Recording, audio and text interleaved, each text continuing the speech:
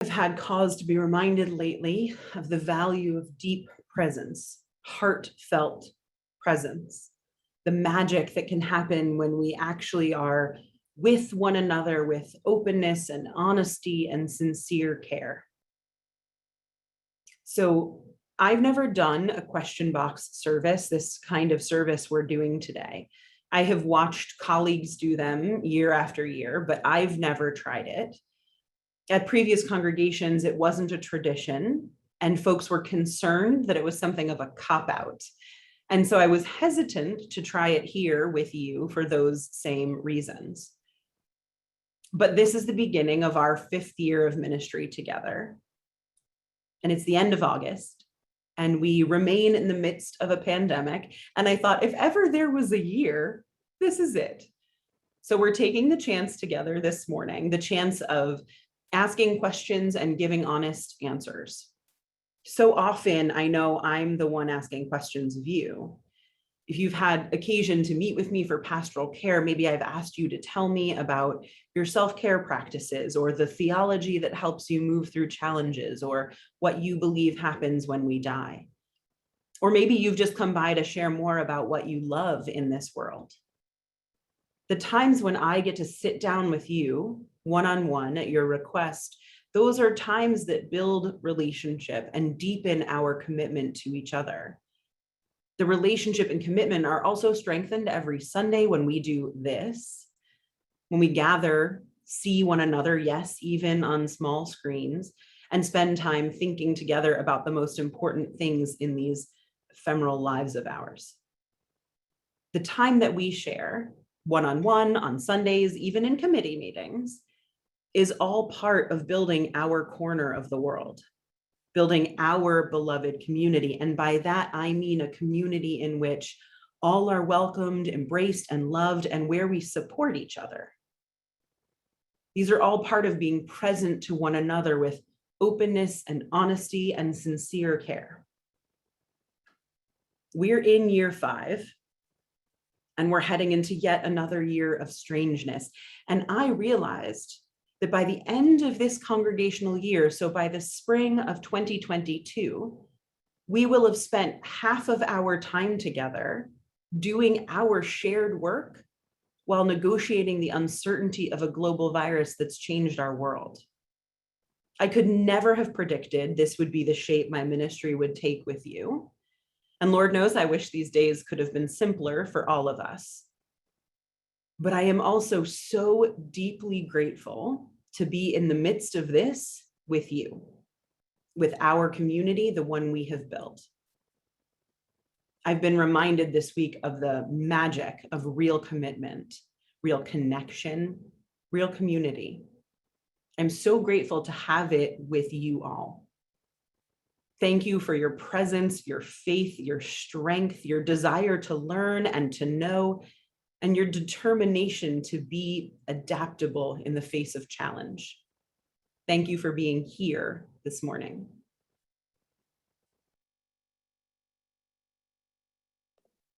So I want to start by just explaining briefly how we did this and how we're going to do this.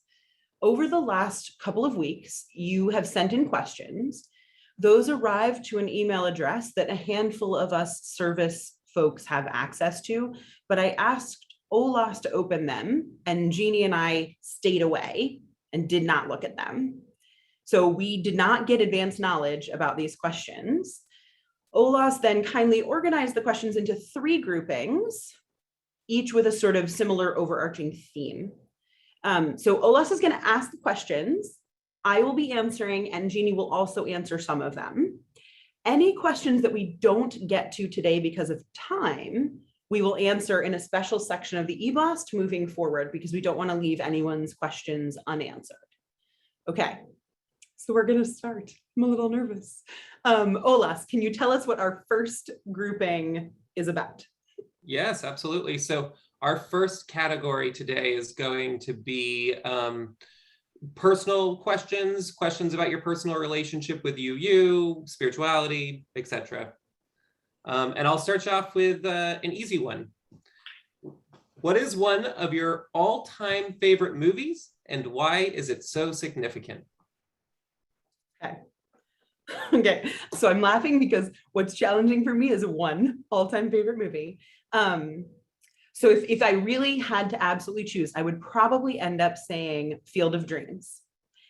And part of that is that for as long as I have sort of known myself well, I've had a sort of like a melancholic nostalgia thing that pulls at me. And Field of Dreams, if you've seen it, does that, right? There's this sort of piece that's about like sort of, you know, some vision of like baseball as America's national pastime, but it's also about families and how you negotiate loss. And so there's a lot embedded in this one movie. So if I had to choose just one, it would be Field of Dreams. If I was allowed to throw in some others, it would be a whole bunch of rom-coms because I actually really love those. Okay, Jeannie, you go ahead. You're muted. So I asked a question between the magic hour of 10 to 10 is the favorite movie the one that you've cried the most at? And they said no. So I would have to say the movie that I've watched the most is Patriot Games, but I think my favorite movie, and it would include a lot of tears, is The Mission. I don't know that one. What's The Mission? Oh, that's set in South America, and it's the Jesuits and the colonizing powers in South America and indigenous people, and yeah, brought a lot of tears. Okay. If I were going to throw some more in contrast to, you know, tearful movies, I would throw in like Pride and Prejudice, which is a funny Bollywood take on Pride and Prejudice, and Ever After, which is a Drew Barrymore like Cinderella story. So now you all have some movie recommendations that you can try. Excellent, thank you. So the next question is a multi-part question.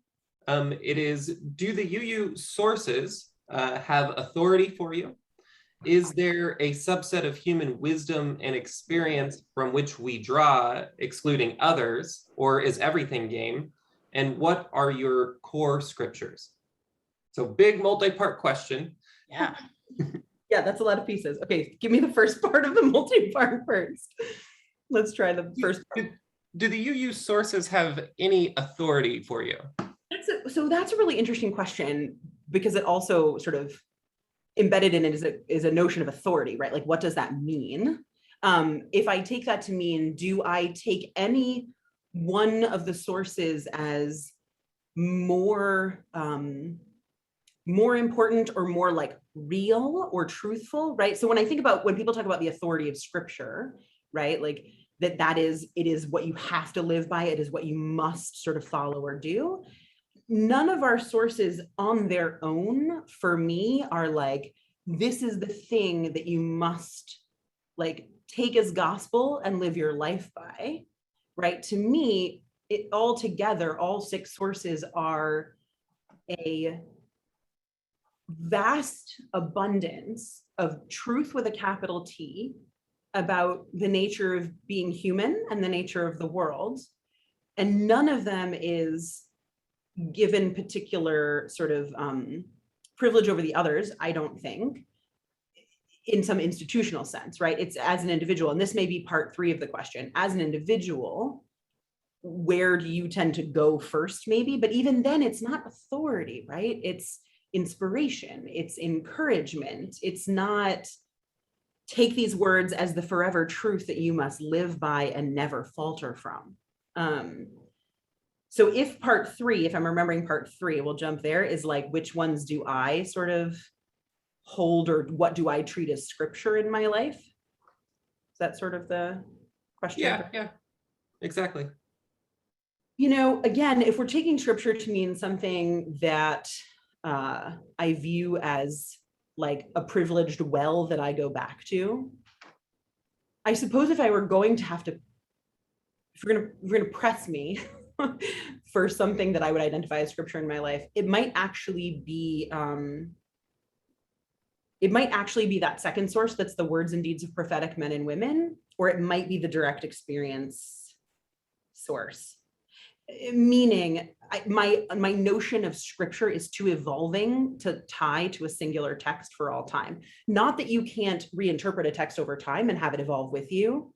But for me, I think sort of the unfolding of science, the unfolding of human wisdom collectively, and the unfolding of my own experience, if I'm gonna have to choose something that I would look at as sort of like fixed scripture in my life that I would never turn away from, it's probably those. I think that's true. What was question number 2? Like, what was the second part of that one? Is there a subset of human wisdom and experience from which we draw, excluding others, or is everything game? So I think everything's game. Jeannie, what do you think about these questions? I love them. And I'm going to partially put my RE cap on. I would just support what you've said and also say that the sources are like a wellspring of inspiration for daily life. And they also can point to the diversity of the inner lives of congregants. And this has been, you know, as someone who was raised in an orthodoxy who came to UU, this is a source of great miraculous thought to me, that I can look out into the congregation and understand that some people for Judeo-Christian writings are right up there in their daily lives. For other people, the transcendentalist or the direct experience, and that here we are gathered together. So I think it points to the diversity. And I also just want to put my cap on again for RE to say that one of the fundamentals of religious education in the UU faith tradition is the study of other world religions. And so we recognize ourselves in those world religions, and we can't help but reflect on the sources as we journey through the world religions. So, and I think also that the sources inform our principles in new and exciting ways. And yeah, that's it. So I think we have time in this block of questions for one more question. These were expansive answers. I'm very grateful. So here's a short one for you. What makes you angry? What makes me angry? Oh man. So one thing that makes me angry is having to tell my children to do the same thing 30 times before they'll do it. That one like really gets my goat if we're talking like everyday life. In a more global sense, like I get frustrated by like politics and sort of certain states of our world. You know this. I sometimes preach about what makes me angry in sort of that realm of the world.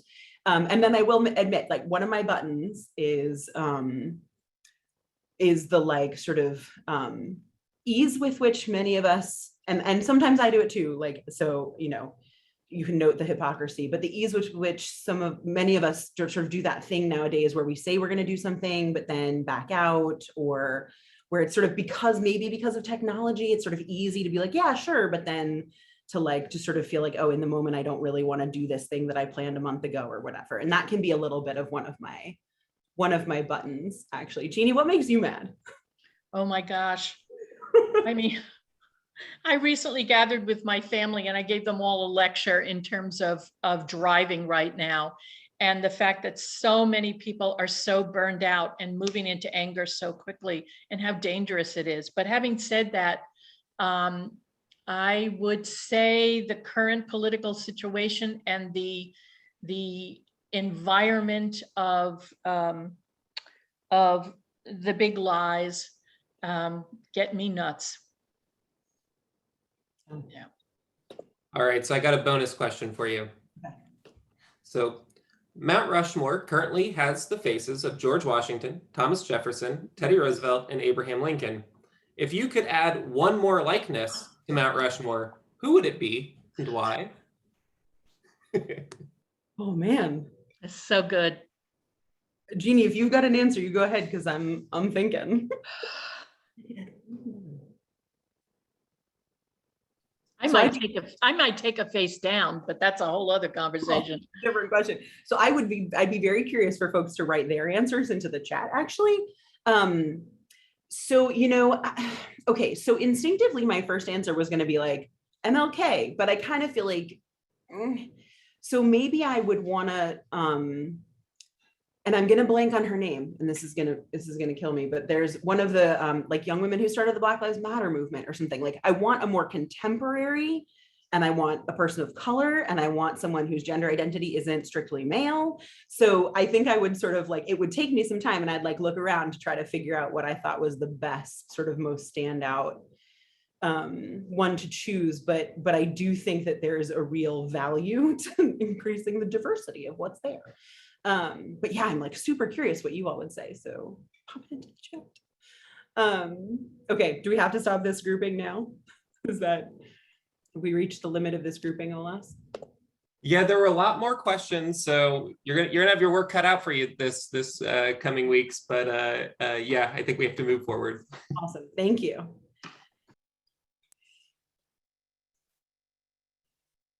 We're gonna move into our second segment of questions.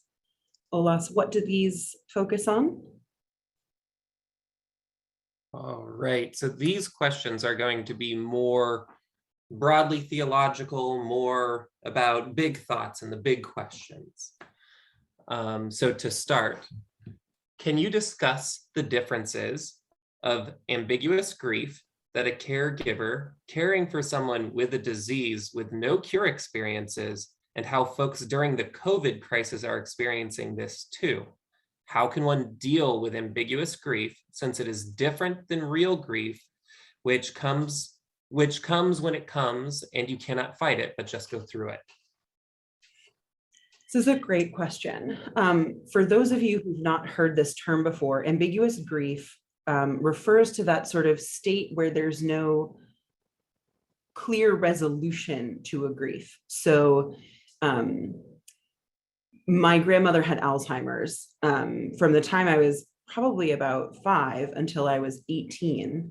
She was in a nursing home, maybe when I was 6, because it had regressed enough, but she then lived a very long time with her disease.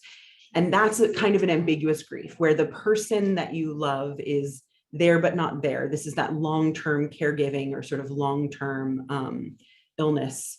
And you're sort of grieving the loss of the person that you knew, but it's so prolonged, right? People also describe ambiguous grief around if you face infertility, that can cause ambiguous grief because you're trying and wanting something that's not happening. There are folks who describe ambiguous grief around being single, that you want this thing in your life, but it's not happening. And so there's a sort of nonstop feeling of grieving the lack of a thing, even though the possibility of it is still present, right? So it's an unresolved kind of grief. And I think that's a really astute point to whoever posed this question. COVID presents a kind of ambiguous grief for us. And sorry, that's my children. Ambiguous grief and COVID are not dissimilar. COVID, we're grieving, hang on one second.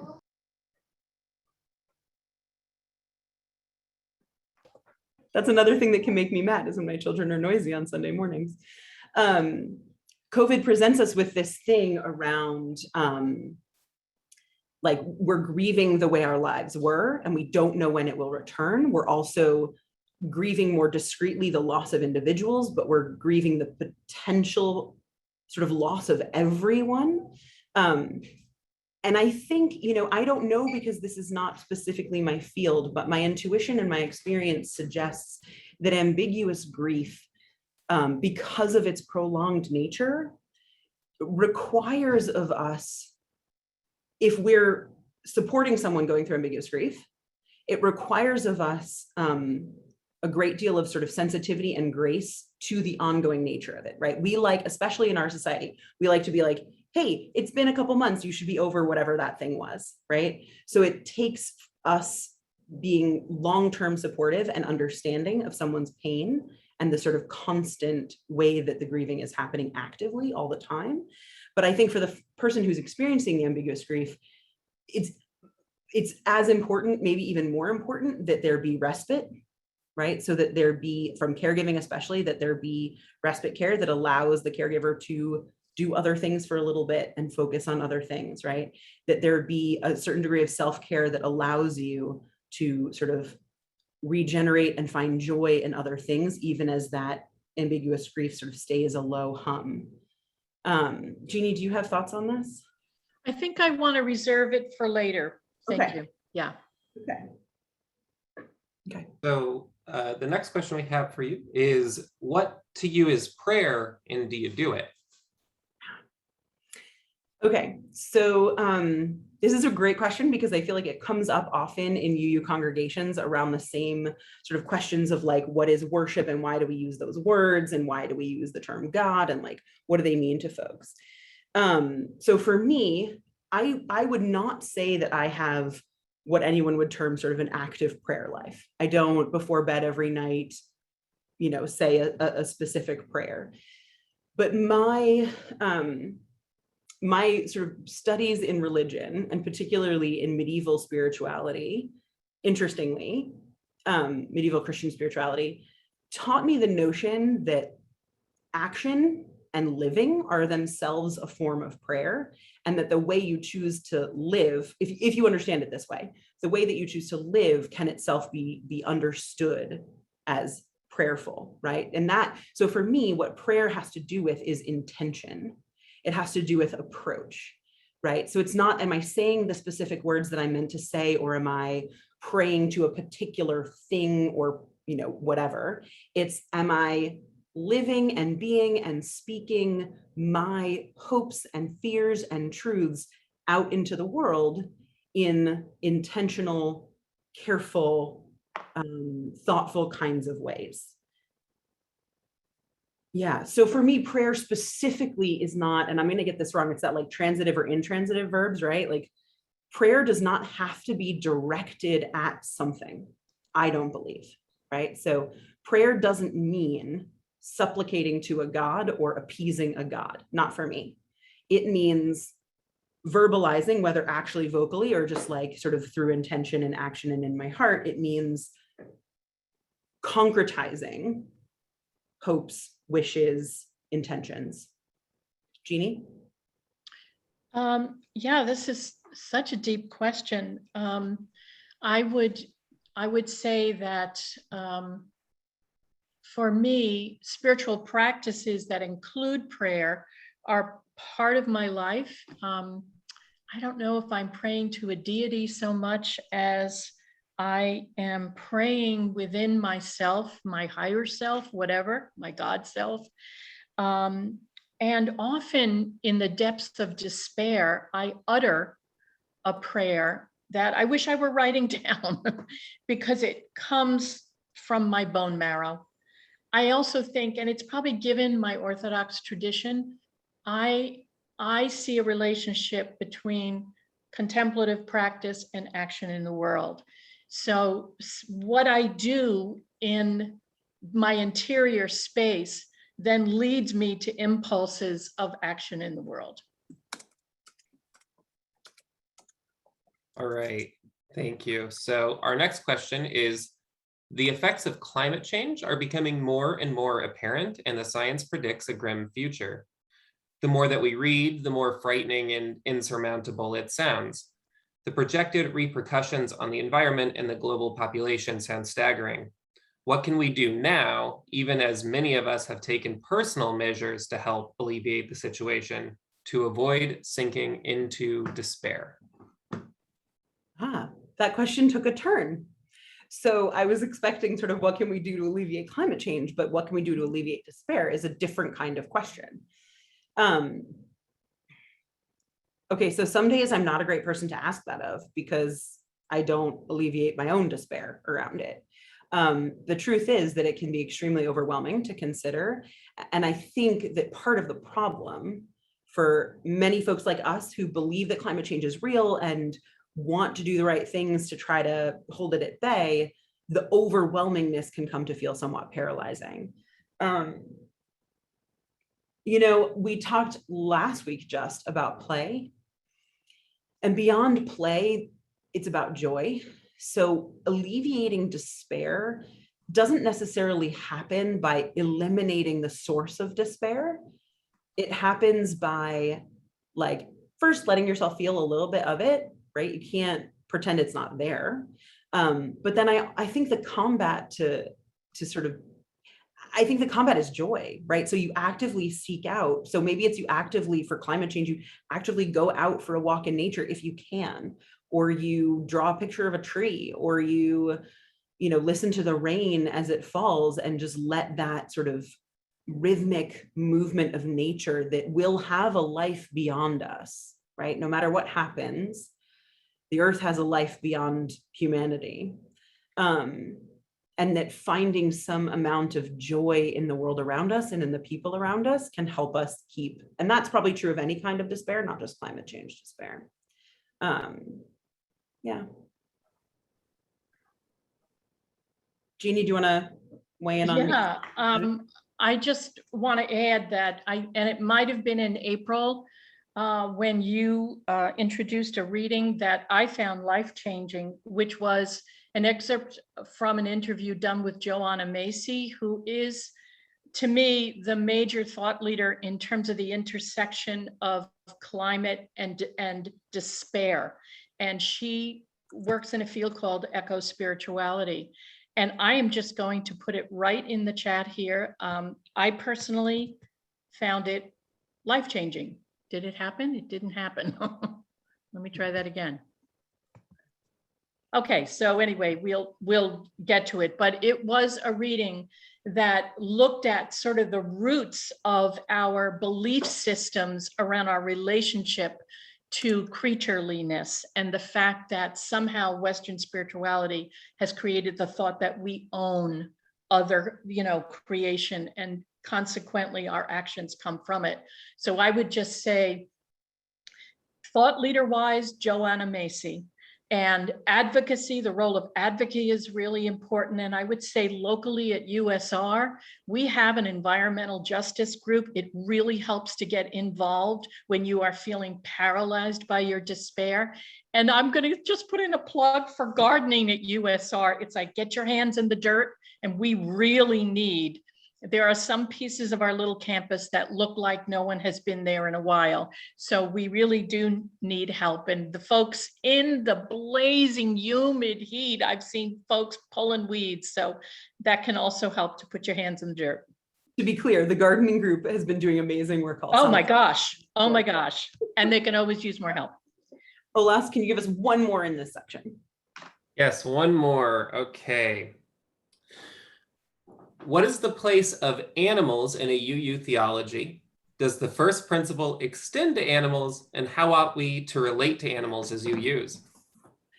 So there is a first principle project, I'm pretty sure that's what it's called, that has long been advocating that the first principle, which reads the inherent worth and dignity of every human, should be, I think I say being now, but it used to say the worth and dignity of every, I think it went man and then human, that it should be the worth and dignity of every being, right? And then that, in theory, that extends to all the creatures, right?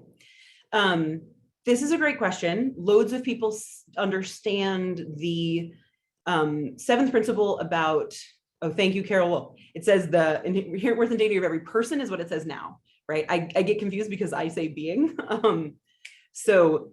The seventh principle, which is that interdependent web one, which is usually understood as our most environmentally inclined principle. There are loads of folks who take that and take their notion of what the first should say, and from there become vegan, right? Or become like deep animal rights advocates, right? Because yes, it is absolutely possible to take the set of aspirational principles and extend that to the animal creatures that we share this earth with. It is not, we are non-dogmatic. That's, we don't sort of say exactly always what each principle is supposed to be interpreted as saying. Yeah, I think that we need to do a better job of incorporating creatures into our understanding of our principles and our view of the world.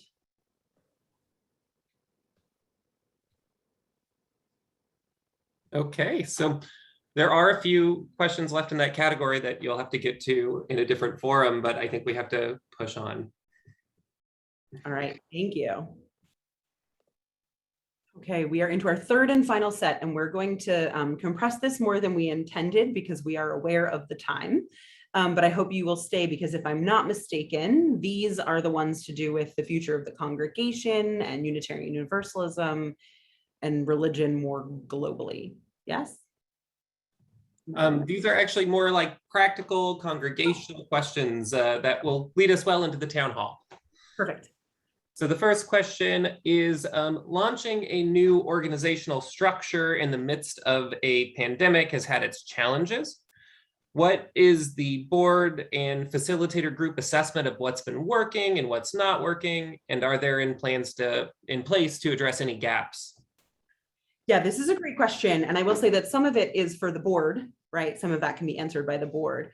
But embedded in that question, intentionally or not, is sort of a question around the challenge of doing during the pandemic, right? So as you may recall, right before the pandemic started, we launched our circle structure with that beautiful pinwheel. We had a plan and we were excited, and there was like a real, and the pandemic sort of rendered everyone a little like, how do we do, right? And I don't know about you all, but that's something that I still feel a little bit of, where it's like, I'm not as on top of things as I was pre-pandemic, where there's just so many, it's part of the ambiguous grief. There's so much you're holding on your mind and in your heart that there are times when you just can't do anymore. So yeah, the circle structures have not come into their fullness, is how I'm going to say that, as we had hoped. And that is something that the board can certainly speak a little bit more to about the plans moving forward, but it's something that leadership is very aware of. And that as we move out of the pandemic, over the next half year, however long it takes, getting those back to running, back to sort of organizing and structuring the congregation will be important, because the reason they were put in is still, if not more, important than it was, right? That those circles, the structure is supposed to democratize even more, right? It's supposed to give power and agency and inspiration to all of you to do the work of congregational life.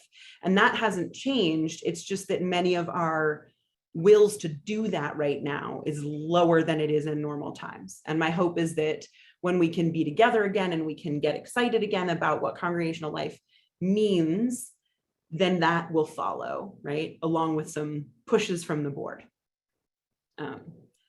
Next one, we can do like maybe one more in this block. Okay. Do you think it is inevitable that we will merge with the CUC? Okay, that's an interesting one. So again, part of this is the question that the board can speak to. And again, I'm going to say there's like a question behind the question, which is about sort of the future of USR and the future of Unitarian Universalism.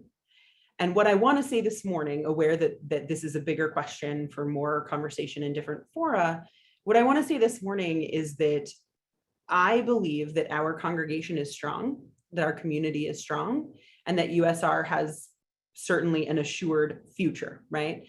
Into, where we have been, even through the pandemic, here together, doing the work, moving forward as a congregation. So I have zero concern actually about USR as a viable congregation moving into the future. There are things we can work on for sure, but I feel confident in us, right? But there are trends in religion, organized religion, right? And there are realities of multiple congregations in close proximity that maybe in 5-10 years will have some sort of impact on what our future or other congregations' futures look like. I'm not trying to be cryptic. There just isn't a good answer right now. I don't know that I think it's inevitable. Do I think it's possible someday? Maybe, but it's certainly not on the immediate horizon. And it's certainly, I don't think, is inevitable. Yeah. Is there another short one, like real short one? Or If no? you could, yeah, if you could choose one mission or project for the USR to engage with 100% and let everything else go, what would it be and why?